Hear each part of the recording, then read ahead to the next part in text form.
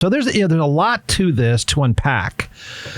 And I'll try to set it up for you. So the NFL, the righteous, the holier-than-thou NFL, has just suspended total of 6 players, it looks like, for betting.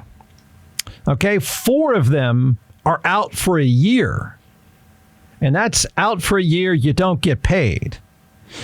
Now, I know what most people are going to say, and I get it, and I think it's a normal position to take. You're going to say, no, wait a second. Wait. So, and it's not just 6 players getting suspended. A bunch of employees are getting fired or already have been fired.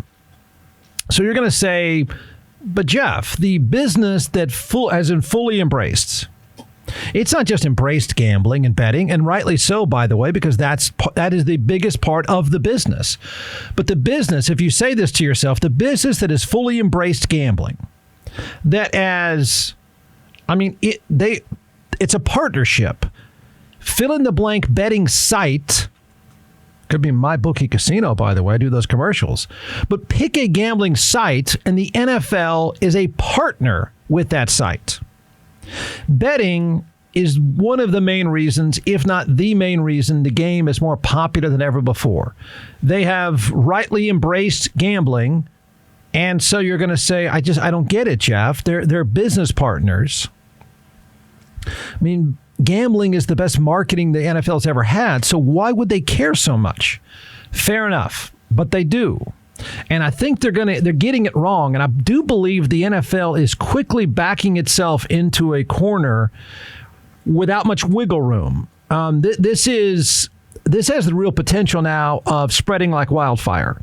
I get part of the policy, but I think they better redirect themselves and they better pivot pretty quickly, or they're going to back themselves in a real problem. Okay, so the business that directly benefits from gambling, and this, by the way, includes owners who have stake in fantasy sites and gambling sites. The game is popular because of gambling, and in most places, most states around this country, not the very moral, righteous state of Texas, of course, because this is sinful, and we don't allow that because at the Capitol, which is a whole nother rant by itself, the Capitol, they're not going to let you do sinful things because they don't do sinful things. Well, except prey on interns and stuff, but they don't do sinful things. So most normal states around the country, gambling is legal, and it should be.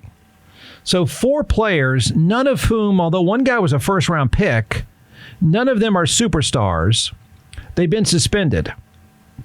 I'll assume they had their phones out and made the bets at the practice facility. This is where they go to work every day. It would be like you doing this at the office. So they made some bets. That seems pretty clear. 4 of them are with the Detroit Lions. 1 is with the Washington football team, whatever the name is this week. You go back a year ago, Calvin Ridley, a very, very good player for Atlanta, was kicked out for a year. He was making bets while he was home recovering from, I think, knee surgery. He was just reinstated. He's a really good player. Am I going to say a superstar? Probably not quite a superstar, but a very, very good player. These guys are active players. 2 of them have been suspended for 6 games. Now, you need to know this. You are told, it is not confusing. You are told, it's not like it was in the old days when you walk down the tunnel and there's a giant sign that says no gambling. It has changed somewhat, but the players are very well aware they're not supposed to be betting. Period. It's a rule. It is. You're just told don't make bets. I don't know that the league anymore just beats it into your head, no bets, but you are aware, no gambling. Would this happen? First question up is going to be, would this happen to a superstar? And I'm going to say probably not. Now, I see an argument. I do, because I think this is where, you really should be confused by this, and I get it. I'm going to try to make sense of it. Then I'm going to tell you you really needed to get ahead of this in a much better way, NFL. I can see an argument for not allowing gambling on NFL games. Not much of an argument, to be honest, but I can see that argument. That I can get to a degree. But you are really going to run out of players if you're making this about betting in general. That's just stupid. Perfectly legal in most states, not this one, of course, because we're stuck in 1875. But most normal states run by normal legislatures because the Supreme Court said, you know what? We don't really need to decide this. Why don't you states go figure this out? And so most normal states that are not governed by a bunch of right-wing hypocrites, they allow it. It's part of business. I think it's idiotic for the NFL to have a blanket draconian policy, don't bet, because you're going to get into trouble. You're going out of good players and coaches pretty soon. So check yourself. It's not 1975. It's not even 2018 when the Supreme Court decided on this. Most reasonable states governed by reasonable people, it's perfectly legal. Adults make these decisions. These guys can do it. The fear always was, and I think some of you still carry around this ridiculous notion that games are going to be fixed. They're not. The money is too big. The mob can't outspend Amazon. Okay? You can't go and give Jalen Hurts $700 million to throw a game. He's making enough already. So the idea of throwing a game because you can get some money is really an antiquated notion that is not a real risk. So check yourself. I guess if you want to argue, well, don't bet on football games. I can see that, but I'm saying, man, you better think ahead. You better think clearly about this.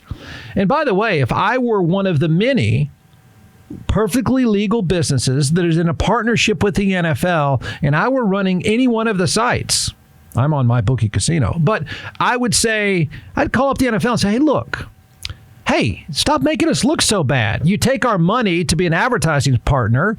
You talk about us. We're every third commercial in even your own network. So why don't you stop this stuff? Because it kind of makes us feel icky, and it's not fair. So don't take our money and turn around and kick the players out who are doing something perfectly legal. I think I would make that call, and I'd be shocked if they didn't. So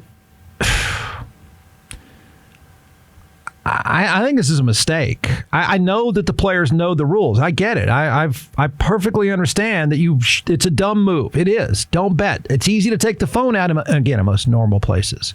Take the phone out and make a bet. It's fun. It's what people do. But you do know better. Fair enough. A rule is a rule. I just think they better check themselves on this, or there's going to be more of it. Because if you really want to follow up on this, not that you ever follow up on anything on the owners, like the owners that go to places where there's human trafficking and underage girls and they're caught naked on videos, stuff like that. But if you're not careful, I'd really check myself about looking at all these phones about these bets, because I don't think it is that bad. I'm a football fan. I don't think the risk of guys throwing games is that great. I don't. These are businesses run better than the banks. They're more ethical than the banks. They really don't need, okay? Business is good in betting. Business is really good in betting. You know what they don't want to do? They don't want to go get busted allegedly paying off a player to make a bet. They don't need that stuff. This is all above board. This is, you really are stuck in a weird spot acting like it's 1980. It's not. But they've suspended them. Deal's done. Punishment handed down. No looking back. Deal's done. Bad move, I think, by the NFL. I think they should have been ahead of this. I think they are begging for trouble. I think they're begging for more trouble. And I think the trouble is really going to be at the front and center if they did this to a star player. I don't think they would. But if I were the lawyer or agent for any one of these players, while you may make an argument that says, my client, yes, your rule is don't bet. They're on their phone making bets at the practice facility at work, like most other people in most offices in this country. They're doing what everybody else does, but I get it. They're not supposed to. But, this is a lousy policy. And we're going to find out some other stars who do the exact same thing on their phone. You better quit looking in phones. I know you don't look in the owner's phones. That's for sure. God knows what you'll find there.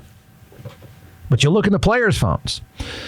So here's what's happening right now. And I think if you say, well, it's dumb of them, Jeff, I get it. I'm just saying, I think you need to be aware that you're about to pull the curtain back, and I think you're going to find a lot of players. I think you're going to find a lot. And I would be screaming if I were the agent of a really good player who just lost, I lose my paycheck and his paycheck, you know what I'd start doing? I'd say, have you ever looked in Bob Kraft's phone? How about Jerry Jones? You want to go check out his phone? Why don't you do that, Raj? I'd start fighting back. All right, ESPN is reporting 4 Lions players, including former first-round pick Jameson Williams, were among 5 players to be suspended for violating the NFL's gambling policy following an investigation by the league.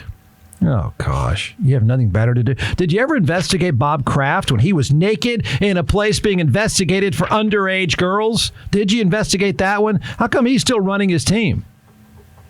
And these dudes are on any number of sites? Come on.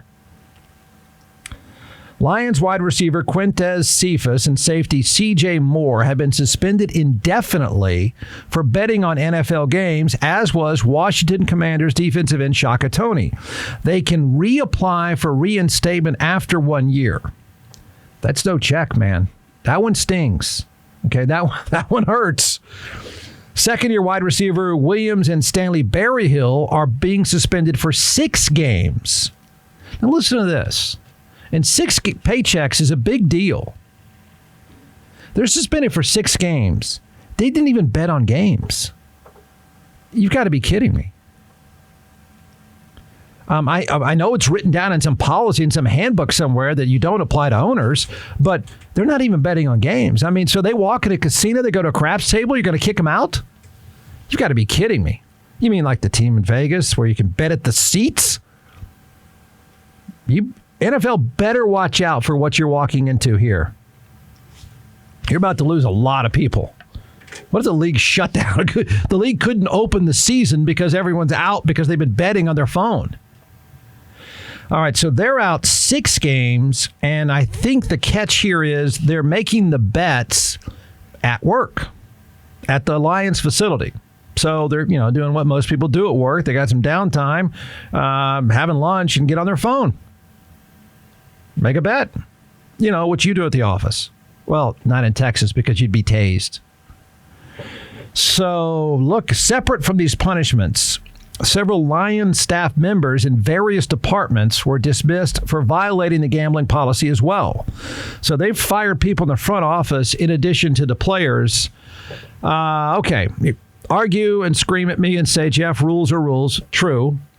Say, I've already told you, they're aware they're not supposed to be betting. It's not the very first thing you see when you go to work every day. It's not a sign like it used to be that's plastered everywhere, but you are told no betting, period, end of story. The NFL should have seen this coming. The NFL should have been more proactive. And I think the NFL is going to get and deserves some pushback saying, what are you, the Texas legislature? Are you that out of touch? And if I were a gambling site and I were a betting site, I'd be really bothered that they have not amended the policies, because if I'm doing business with you, this makes me look icky.